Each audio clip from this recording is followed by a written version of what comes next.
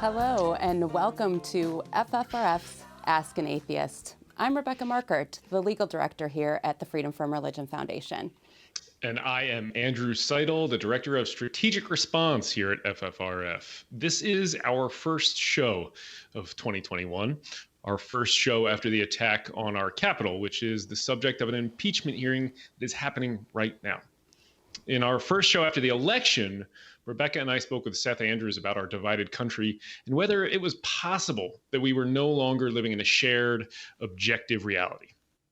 Last week, the lies and myths and misinformation incited a violent, seditious insurrection, an attack, not just on the heart of our democracy, but an attack meant to stop that beating heart. I've long said that Christian nationalism is un-American, and last week, I think, was the culmination of Christian nationalism. That's right. I think we were all stunned at the events from last week. And back in November when we talked with Seth, I don't think that any of us were sure we'd see something so disgusting like that take place. But then again, as Stephen Colbert noted last week, it was the most shocking, most tragic, and least surprising thing we'd ever seen. And for those of us who've been working in this movement, the Christian nationalism that was on full display at the riot last week was also the least surprising thing we saw. Andrew is our in-house expert on Christian nationalism. That Christian nationalism is un-American is the subtitle of his book, The Founding Myth. But today we're also going to speak with another expert on Christian nationalism, Katherine Stewart, author of The Power Worshippers, Inside the Dangerous Rise of Religious Nationalism. Katherine is a writer and journalist whose work has appeared in The Nation, The Washington Post, The New York Times, and other outlets. Katherine's first book, The Good News Club, The Christian Right's Stealth Assault on America's Children, haunts me to this day. Katherine, welcome to the show. It's great to be here. Thanks so much for having me. If you have questions for Katherine or for us, you can ask them right here in the Facebook comments or send an email to askanatheist@ffrf.org. And remember, FFRF is a 501c3 nonpartisan organization, so not only do we happily accept your donations, but we also do not and cannot take sides in partisan elections and don't endorse any such views that might be expressed here. Katherine, I'm so glad you could join us, because when I was thinking about preparing for today's show and trying to script where we were going to go and what we were going to talk about, how to talk about this attack, I kind of immediately texted you because I had just read your great New York Times op-ed on Senator Josh Hawley. There it is. Hawley giving that power fist to the seditious mob. And we're going to talk about that article in a moment. But as I watched this attack unfold, I was really struck by how much religious symbolism, how much overt Christian nationalism was on display. And here's just a taste of what I saw. I mean, I saw one photograph of the audience during Trump's speech showing, amid this sea of maskless white faces and red hats, a cross made of PVC pipe, American flags, Trump flags, and a flag that says, "Jesus, my savior, Trump, my president." Trump ended that speech with a call to march to the Capitol by saying, "God bless you and God bless America." I saw countless crosses, several 8 feet tall or 10 feet tall. A Christian flag was carried onto the floor of the Senate, a desecration in at least one direction. There were Jesus 2020 banners. There were flags with the Jesus fish and the words "Proud American Christian." The Proud Boys, being referred to as God's warriors, knelt in prayer on their march to assault the Capitol. Another rioter had an appeal to heaven flag. Arkansas State Representative Jason Raybert, who is a virulent Christian nationalist, he put up the Ten Commandments monument at the Capitol in Arkansas, loves that flag. He posed with it in front of the Supreme Court on another occasion. One of those appeal to heaven flags was on a literal pitchfork.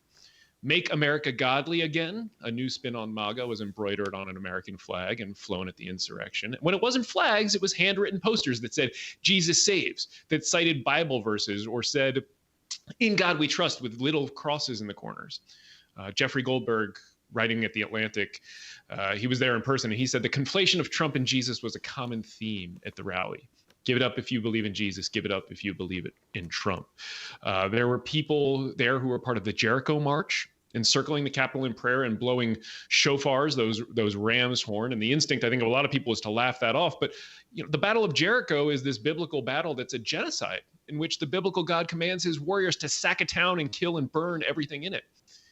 And that's what was going on here. That's what they were trying to do. So Christian nationalism, to me, it's this existential threat to our republic. And I don't think we can understand what was happening without understanding that. So, Katherine, do you agree? I mean, do you see this attack as this kind of culmination of years of Christian nationalism? Or am I crazy? Well, look, many of the foot soldiers in the assault on the Capitol appear to have been largely men, right? Some women, but mostly men aligned with militia and white supremacist movements. But I think it would be a mistake to overlook the powerful role of the rhetoric of religious nationalism in their ranks. And I think it's really important for us to understand the origins of the present American crisis. We have a violent anti-democratic movement. We have the emergence of Donald Trump, who is sort of a symptom of the movement, but also an exacerbator. But he's not the source of the problem.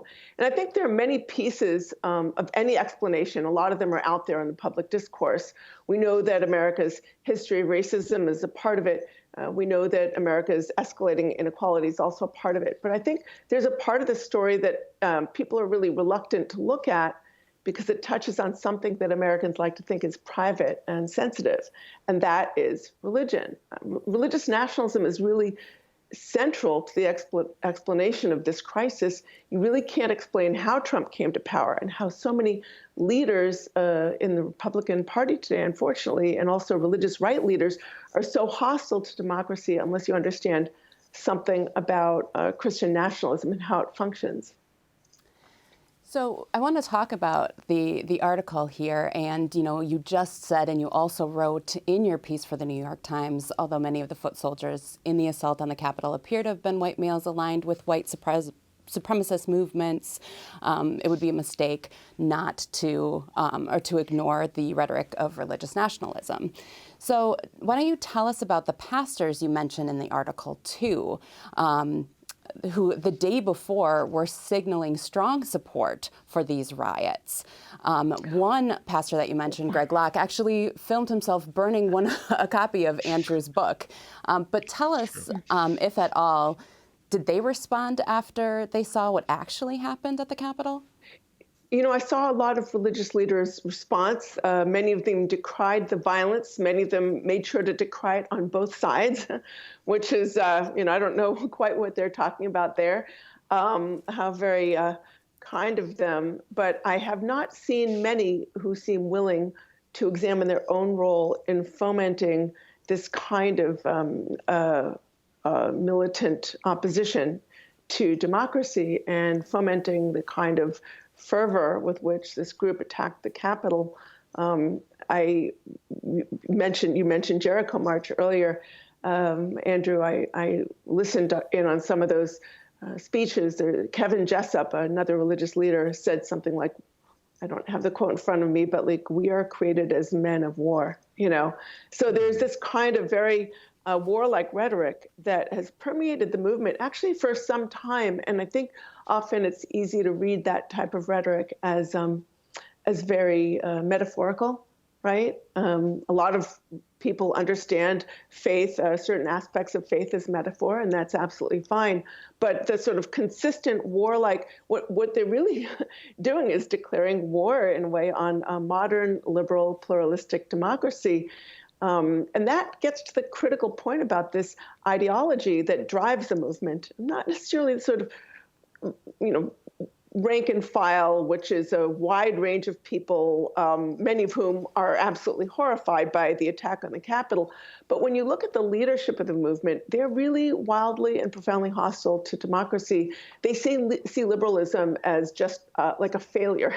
They think that pluralistic secular democracy is doomed and profoundly immoral. And, they do this sometimes in an attempt to accommodate within the existing constitutional system, or they often claim to be working within it. But their goal is fairly transparently to reduce the mechanisms of constitutional democracy to a real facade in order to usher in a kind of religious authoritarian enterprise where all the power lies in the hands of a so-called right-thinking elite and their political allies. Look, this is a movement, again, that brought Donald Trump to power. And in their eyes, even a corrupt sociopath, right, was better than the sort of horror of a modern pluralistic liberal democracy and the freedom that religious moderates and religious liberals and people who don't happen to be religious at all might offer. And you do a great job in the op-ed of connecting those dots and really drawing out that ideology, especially as held by Senator Josh Hawley, and sort of the open history of him preaching about this. And one of the lines that really jumped out at me when I was reading this was, you wrote, "Mr. Hawley's idea of freedom is the freedom to conform to what he and his preferred religious authorities know to be right." I thought that was so perfectly said. And that, I mean, that sounds like that is exactly what you're saying. This is a threat to our secular democracy. Yeah, it's interesting. I mean, these ideas have a really, really long history, and there's always been a tension between promoters of, religious authority, literalism to their interpretations of the holy text, which of course changes over time, and the idea of hierarchies is rooted in the Bible, ordained by God, and a doctrine of absolute submission to religious authorities.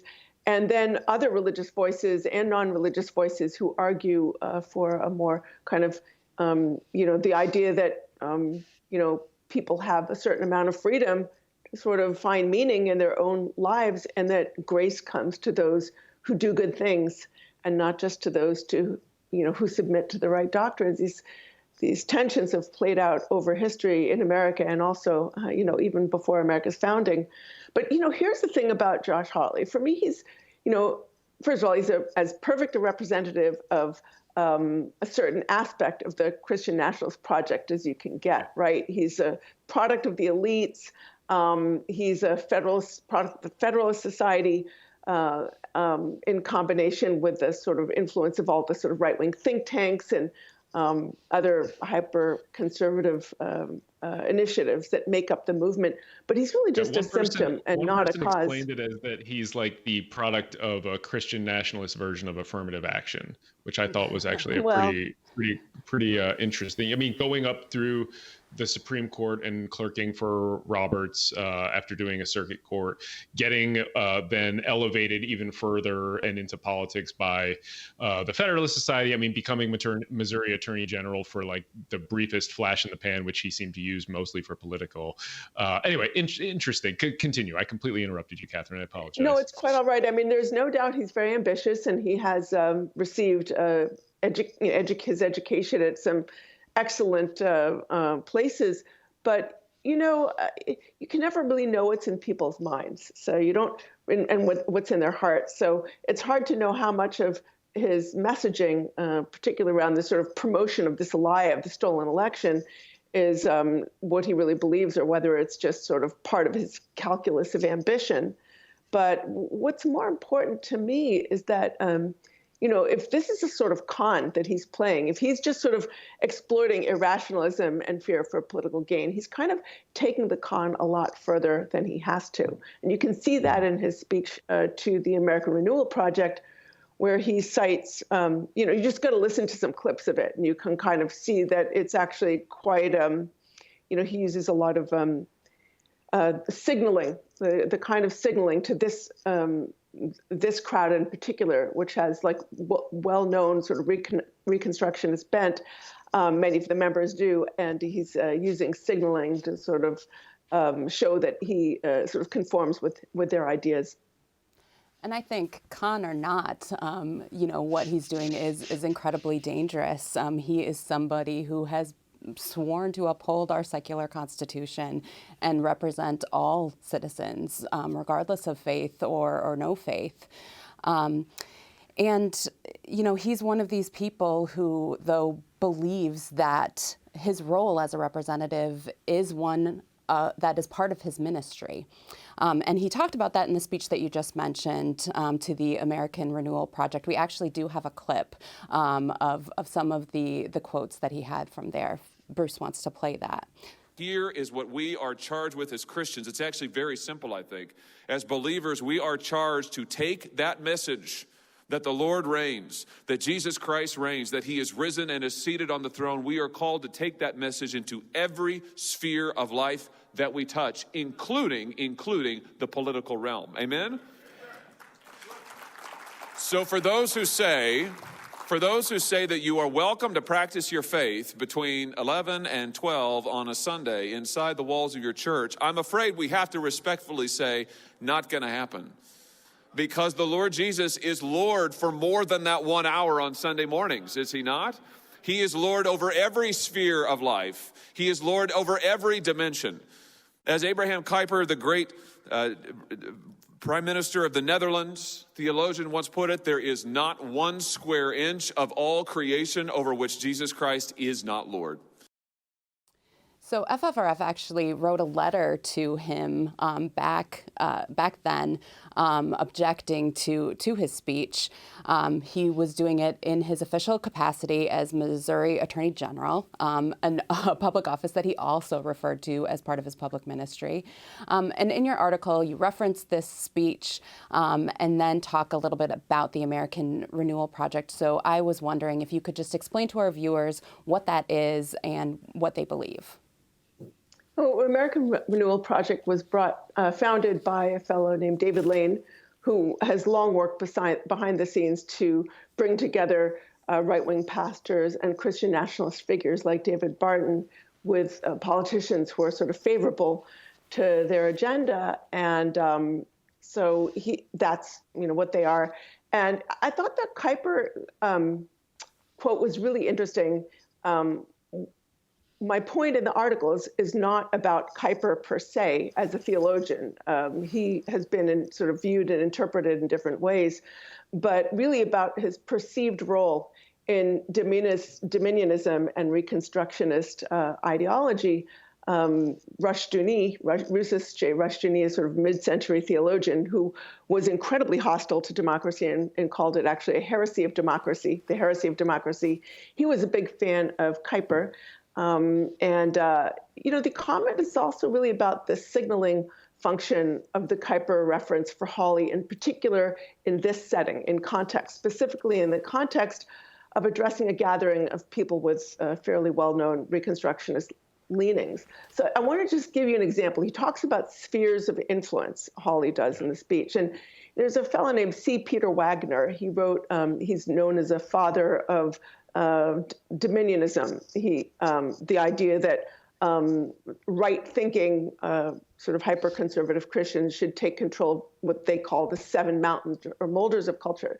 He's Wagner is a sort of father figure again to the New Apostolic Reformation. He wrote this book in 2008 called Dominion: How Kingdom Action Can Change the World, and he wrote that the practical theology that builds a foundation under social transformation is dominion theology, sometimes called Kingdom Now. Its history can be traced back through R.J. Rushdoony and Abraham Kuyper to John Calvin. So this is sort of his interpretation, Wagner's interpretation of the roots of his thinking about 7 mountains dominionism. I mean, in that same book, he says that God commanded right-thinking Christians to, take dominion back from Satan, which he says is capturing the 7 molders or mountains of culture, and sort of ruling over society from them. So I think these points are actually pretty complex sometimes. It's hard to sort of capture that kind of nuance in an op-ed with a very particular word count. But people at the American Renewal Project knew exactly, seems like they would know exactly. If anyone would know what he was doing, it would be them. Yeah. That's some very affirmative signaling for them. Well, yeah, and anybody who's confused by all that theology and that history, that's one of the reasons I think the term Christian nationalism is so useful. It encapsulates so much of that, and you don't have to necessarily, if you're out there trying to argue against this and persuade people why it's wrong, you don't necessarily have to explain the difference between 7 mountains dominionism and where it came from. You can just focus on Christian nationalism if you're just a layperson watching this. Well, exactly. I mean, you're right about that, because the movement isn't really united by any particular theological. There's no theological unity there. The movement includes many evangelicals, but it excludes many evangelicals too. It includes Reconstructionists, hyper-conservative Catholics. The movement even derives support from people who don't identify as Christian at all. What unites the movement really is a kind of political ideology rather than a sort of a very distinct theology. And and when a lot of the rank and file say things like, America was founded as a Christian nation, they're just kind of echoing what they've heard from their leaders, I mean, I wanted to talk about that a little bit more. I mean, I have both of you here who are better experts than I on Christian nationalism. But, I think this is probably a question that many of our viewers have and other lay people might have. I've been working at FFRF for 12 years. I've seen many elected officials bring God and Jesus with them to their work. Some are proud to say Jesus guides them in their decision making. And sure enough, we saw Speaker Pelosi reconvene after the riots and begin the session with prayer. Obviously, President-elect Biden is a man of faith and evokes God in almost every speech. This idea that politicians are faithful isn't necessarily something that's new. So my question for you both is, what makes them different than Hawley? And can anybody be susceptible to this God and country line of thinking, and when does it become dangerous? Well, I'd like to answer that. I think, politicians have long used religious imagery and religious language in their work, and I think you can express your religious views in the public square while still respecting the separation of church and state and also acknowledging the religious diversity of our country. So I don't, have a problem with that necessarily. It's when religion is used to unite and divide, when it, is used to provide the dividing line between the sort of the saved and the damned, the pure and the impure, and it's used to divide for political purposes, that we really have a problem. And when people use that language to try to sort of argue that, conflate the idea of America with a particular religious and cultural perspectives is when we start to have problems. Yeah, I think I would agree with Katherine on that for the most part. I mean, I think it becomes a problem when it's wielded as like a political cudgel. And I mean, James Madison wrote that religion and government will both exist in greater purity the less they're mixed together. It's the believers whose religion is being wielded as that weapon and being employed as a tool of the government, which James Madison also wrote was an unhallowed perversion of the means of salvation. They're the ones who ought to be most upset by this. To kind of build on Katherine's point too about all the various different groups in the conservative Catholics, and that there's some even maybe non-Christians involved in this Christian nationalism, I think it's possible that we're actually seeing American Christianity being reorganized, not along sectarian lines, Catholic, evangelical, Protestant, etc., but along political lines in a way that maybe hasn't happened in our country in the past, at least not to this degree. Something I'm watching out for. Yeah, I think that's really true, Andrew. And if you see the attacks that people like Joe Biden or Warnock have endured for their faith, Warnock, for instance, has said he's a pro-life pastor, and then there are a lot of representatives of the movement who will say there's no such thing as a pro-life pastor. You can't be a pro-life pastor, and you absolutely can. There have been many pro-life pastors. They're attacking Biden for his faith, saying that he's a fake Catholic. He's a cradle Catholic. He's been practicing his faith his whole life, and is true to it. And yet he's been accused of not being a proper type of Catholic. So I think that it's really the religious nationalists who get very upset at religious liberalism. They save some of their most poisonous words for those who dare to identify as Christians of a different sort. Mm-hmm. Well, so Christian nationalism isn't going to go away on January 20th next week when the new administration is inaugurated. We actually have footage of one of the protesters talking about what happened that day. Bruce, I don't know if you can play that for everyone. And Pence did not do the right thing. And so that word went out and we charged the Capitol. That's all there is to it. So to me, God and country are tied. To me, they're one and the same.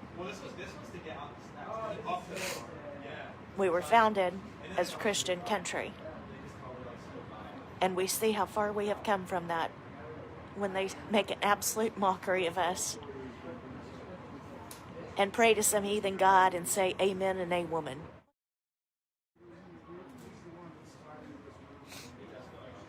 We are a godly country. We are founded on godly principles. And if we do not have our country, nothing else matters. Nothing. And Katherine, you kind of talk about this ideology and these ideas, and you point out that we, in your op-ed, that we have to deal with this head on. Otherwise, we are going to be faced with more and probably more successful Senator Hawleys in the future. So my question for you both is, how do we address these forces? Well, I think we can use the tools of democracy to restore democracy. I think voting matters. We can engage in the political process in meaningful ways. Defeating folks at the ballot box, I think it's really, we can't begin to take on our challenges as a country until people know what they're happening and know that they're happening. So I think talking about this movement is really important. I think most Americans, again, of faith or no faith, reject the politics of division and conquest that the movement represents. So it's really important to, engage in the political process in meaningful ways, and so that politicians who espouse these type of sort of extremist anti-democratic doctrines and ideas about, promote lies and things like that are really sidelined. I think that's very important. I think we also really can't underestimate the problem of the right-wing propaganda sphere. They've sort of created a hermetic messaging sphere. If you look at that lady who was just speaking, I mean, she's just repeating stuff she's heard probably from her, I would say, propaganda platforms and from her, leaders that she supports. And a lot of what they promote is based on lies, like the lie of the stolen narrative, stolen election narrative. There's an intersection increasingly, unfortunately, with these incredibly toxic conspiracies like QAnon. And that is, I think people need to start recognizing that fact-based news is a public good, and our democracy cannot be sustained without it. Yeah, I mean, I could not agree with that more. And Christian nationalism is also not going away, right? There have been waves of Christian nationalism throughout American history, and they leave Christian relics like "In God We Trust" and "One Nation Under God" in their wake when they're finally relegated back to the fringe. But we have to push them back to the fringe.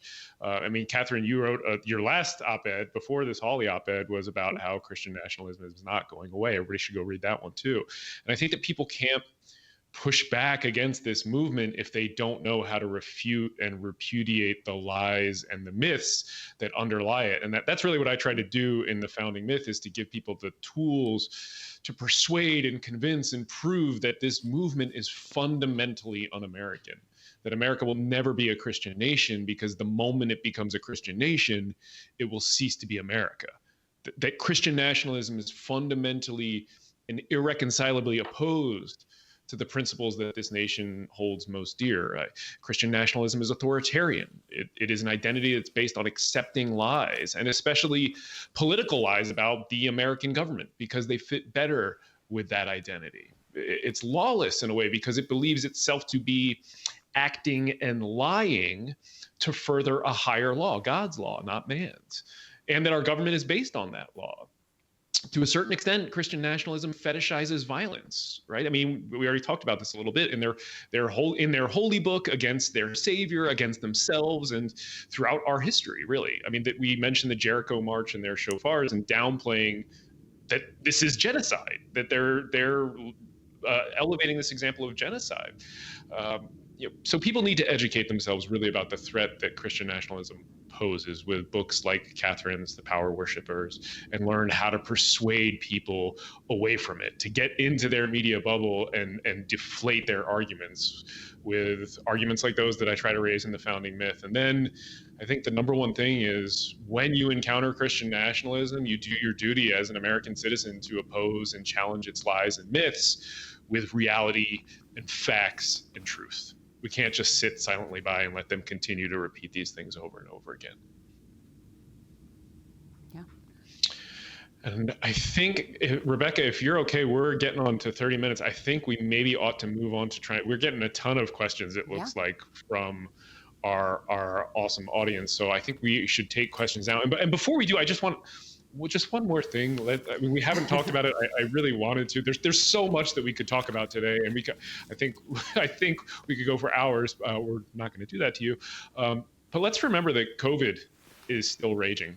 January 6th was the day of the attack. That was the worst day for deaths to that point until January 7th, which was the worst day until yesterday, which set another macabre record with more than 4,400 Americans felled by the deadly virus.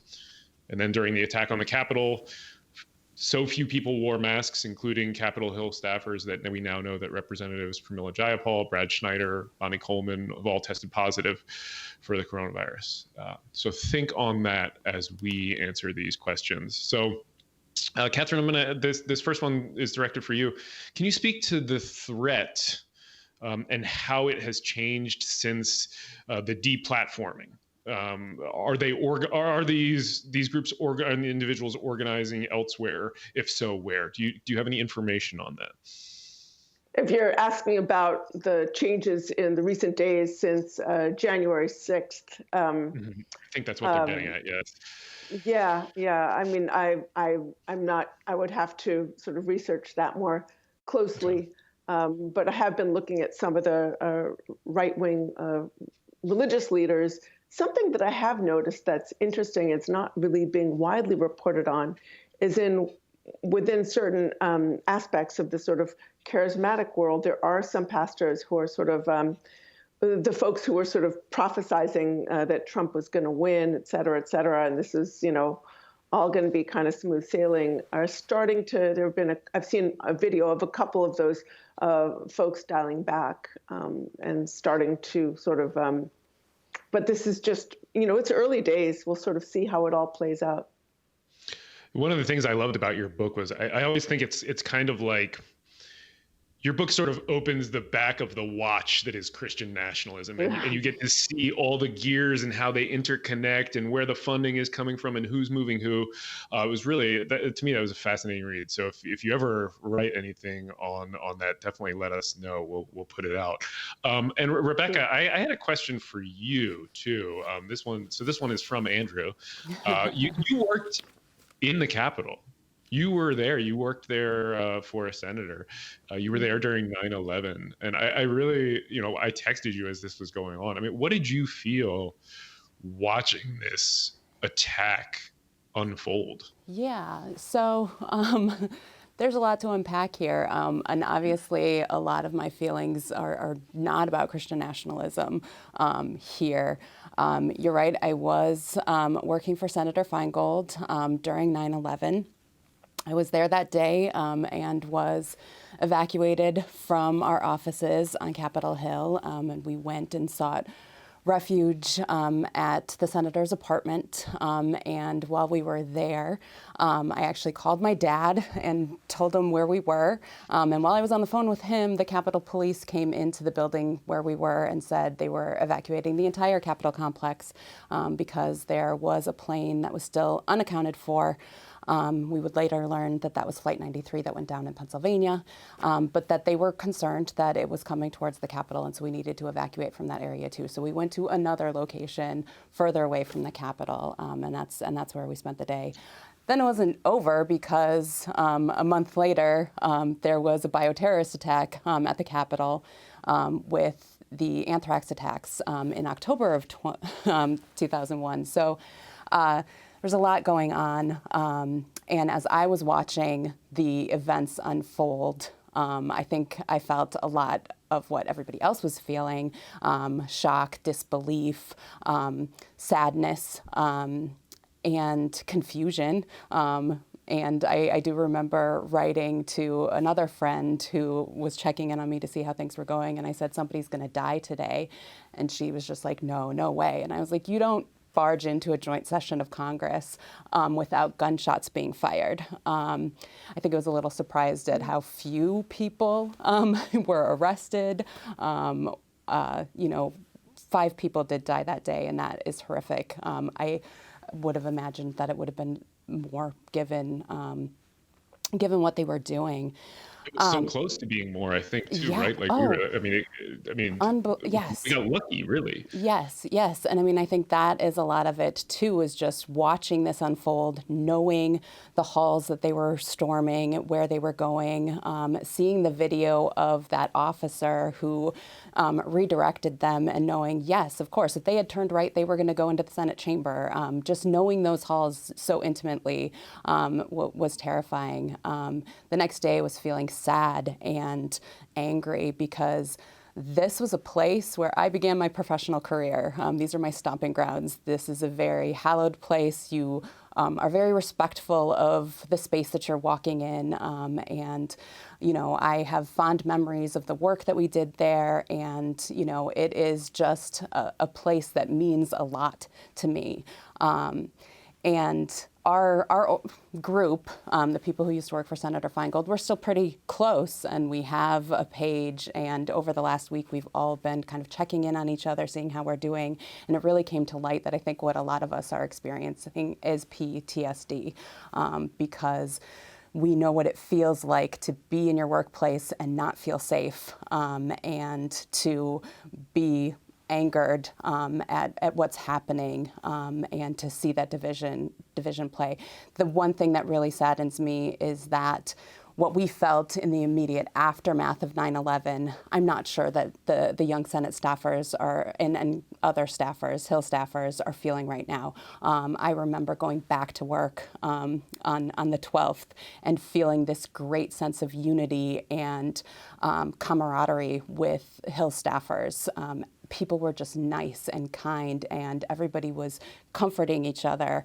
And we hear news this morning that people were feeling like they didn't really trust the people that they were sheltering in place with. And, some of these people might have given tours to some of these people the day before. And AOC said, I was pretty sure I was going to die. And my thoughts in the last couple of days have really gone to these young Hill staffers. I mean, I feel like people might know, but might not know that a lot of these people are in their 20s. They're really young people. This is their first foray, a lot of times, into any sort of professionalism. And some of these staffers had only been there for a week. They didn't even know where the bathroom was, let alone where to hide that day. And so my thoughts are really with them, and what they're doing, how they're processing it, knowing how it affected me. And I mean, a year after 9/11, I came back and accepted a job with the senator in the state. It really does affect you. And I'm worried that we're going to see sort of this people leaving the Hill who really should be there because they're talented and they're smart and they can really help bring our country to a place where we want it to be. And this might have affected their future there. It's amazing stuff. I mean, so we actually have a question on this front too. Seth P asks, do you guys think that some of these people could be considered full-on Christian extremist terrorists? His phrase, and should be treated in the same way Muslim extremists are or were often treated. Do either of you have any thoughts on that? I want to say this was, a horrific attack on the Capitol and an act of domestic terrorism, absolutely. And I think whenever there's a sort of domestic terror incident, I suspect that the folks who stormed the Capitol, there was a sort of a unity of ideologies in play. I mean, it's our diversity of ideologies in play, but it does make sense to examine the ideologies that influenced those folks and to sort of, this is we're not going to be able to tackle far-right terrorism or any other kind of terrorism unless we acknowledge, at the very least, the role of ideas in promoting that terrorism. And more to the point, the leaders who sort of foment that, who sort of make, direct them and sort of make that possible. Yeah, I think that's so right. It's, bears examination. I mean, I think the role of, as we said at the beginning of the segment, it would be a mistake to ignore the role of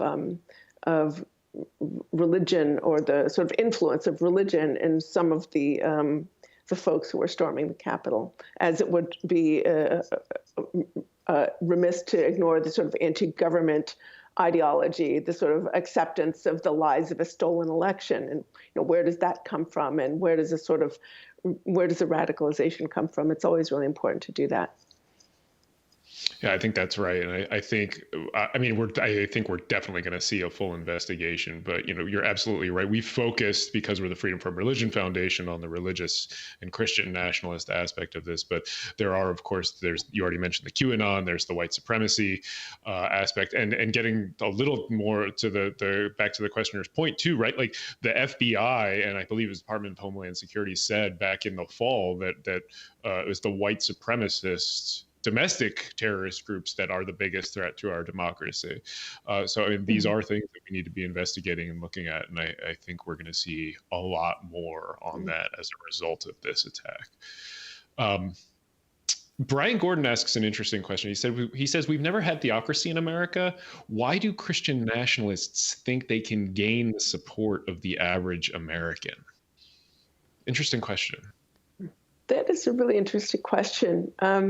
I think that they have promoted this narrative of the so-called culture wars in order to capture and control the votes of a large subsection of American voters. And again, they don't need a majority. They just need a really empowered and networked minority of voters who turn out to vote in disproportionate numbers.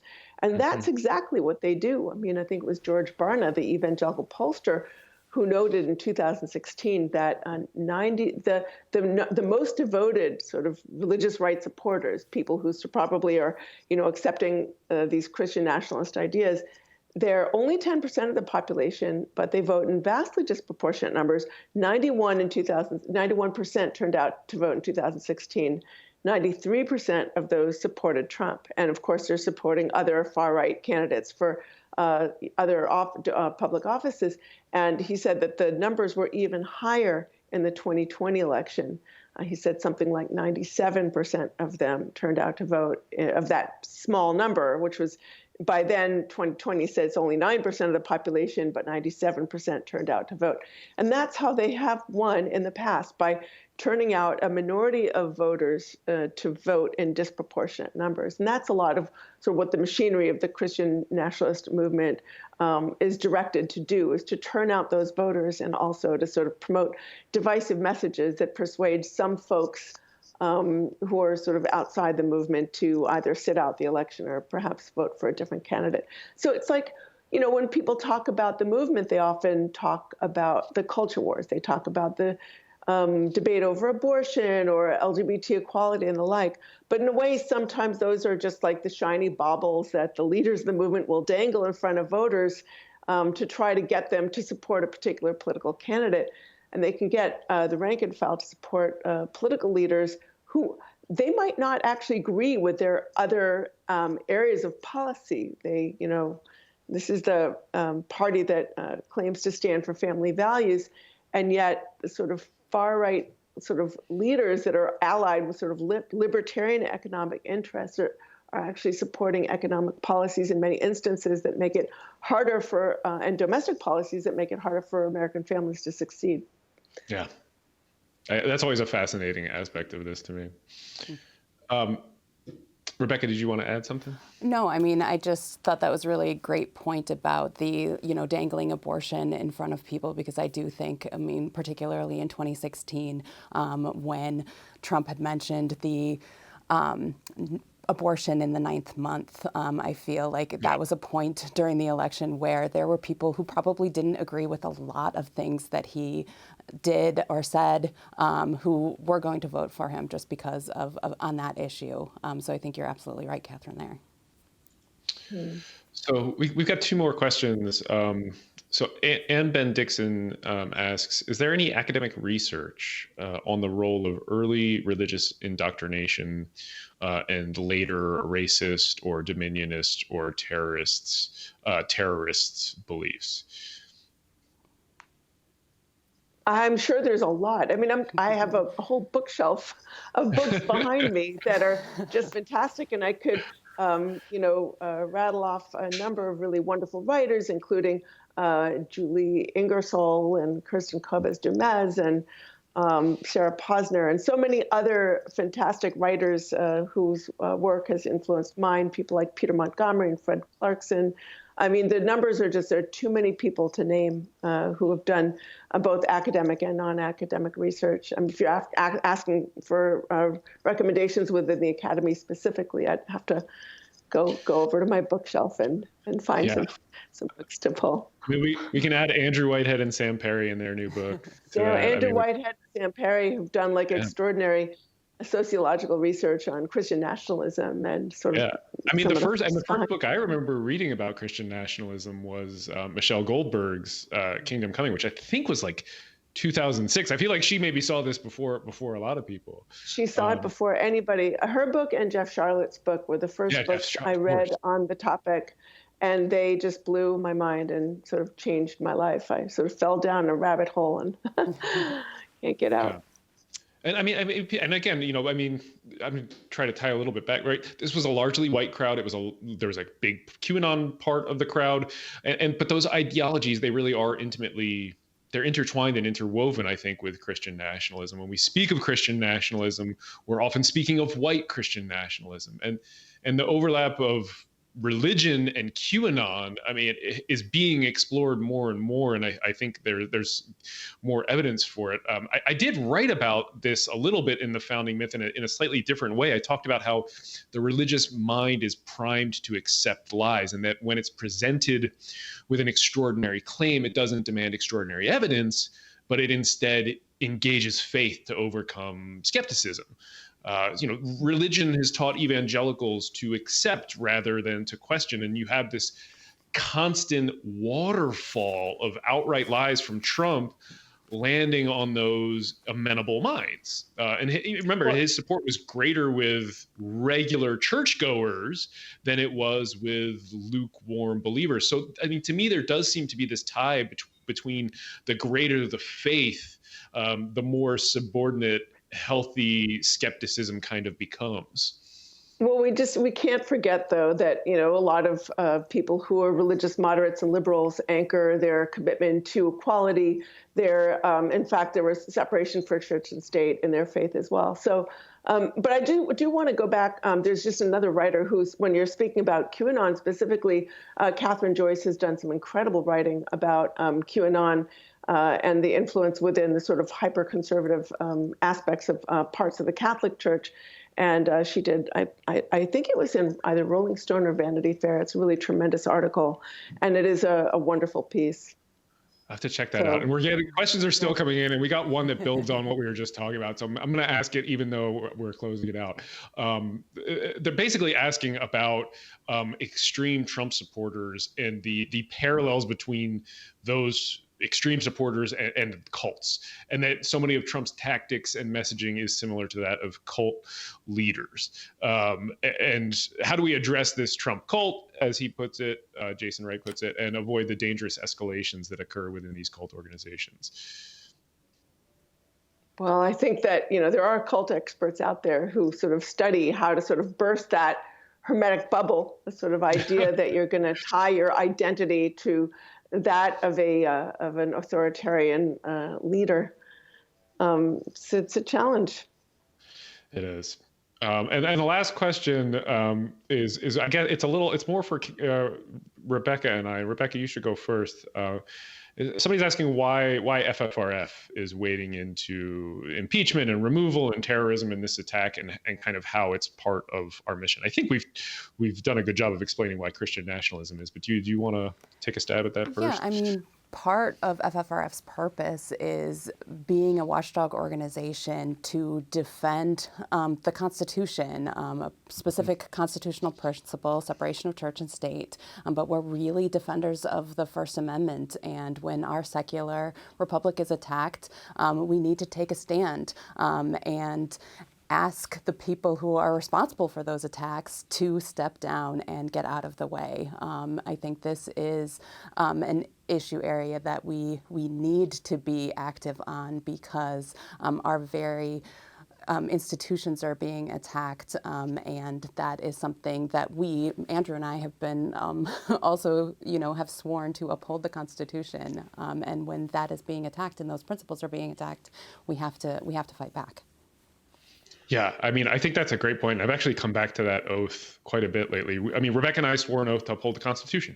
Every lawyer takes a similar oath, including all the lawyers at FFRF, right? We take it seriously. We've dedicated our careers to defending the First Amendment of that Constitution, and that's why the Freedom from Religion Foundation exists. But the Constitution is a necessary prerequisite to defending that Constitution. So this is an FFRF issue because this is an attack on that Constitution. This is an FFRF issue because without the secular republic guaranteed by that Constitution, FFRF doesn't exist. So this isn't mission creep, this is mission critical.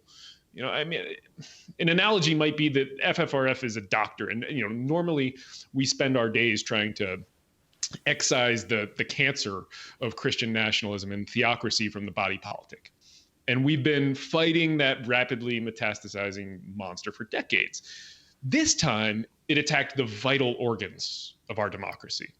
Right? I've argued on this show and before that Christian nationalism is an existential threat to our republic, and we saw that on January 6th. And if you're a doctor working to remove cancer and all of a sudden the patient has a heart attack or stops breathing, you don't ignore that to keep fighting the cancer. You fight to save the patient's life first, right?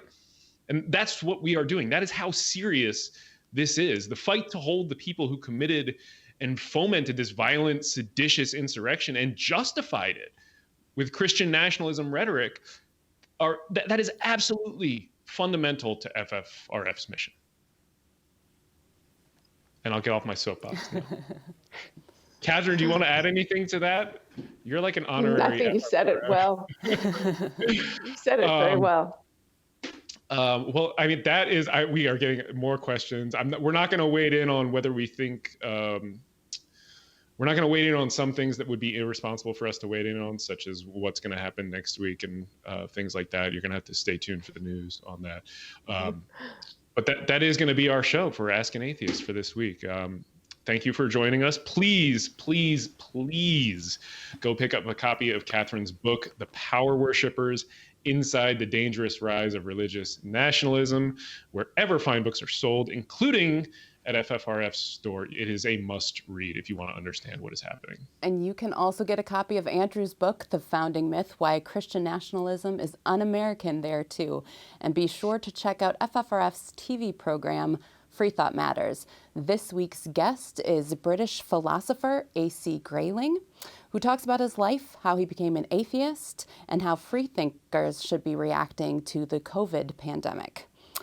We have a clip, actually, of him discussing the age-old question of why we should be moral. The first thing to mention, of course, is that if you're moral because you're afraid of being punished or because you want a reward, that's not a very good reason for being moral. The really good reason for being moral is the fact that you care about and you have concern for your fellows, for other creatures, for the environment, for our world, for our societies. And the way that we find what it's good to do and how to behave towards our fellows and to our world is by looking, being attentive, being careful, being sympathetic and generous in our attitudes to other people. You can see Free Thought Matters on TV stations around the U.S. or on FFRF's YouTube and Facebook channels. being sympathetic and generous in our attitudes to other people is a nice phrase to live by in this moment. If you want more information about the Freedom from Religion Foundation, please check out our website, ffrf.org. We will be back next Wednesday at noon Central Time with another episode of FFRF's Ask an Atheist.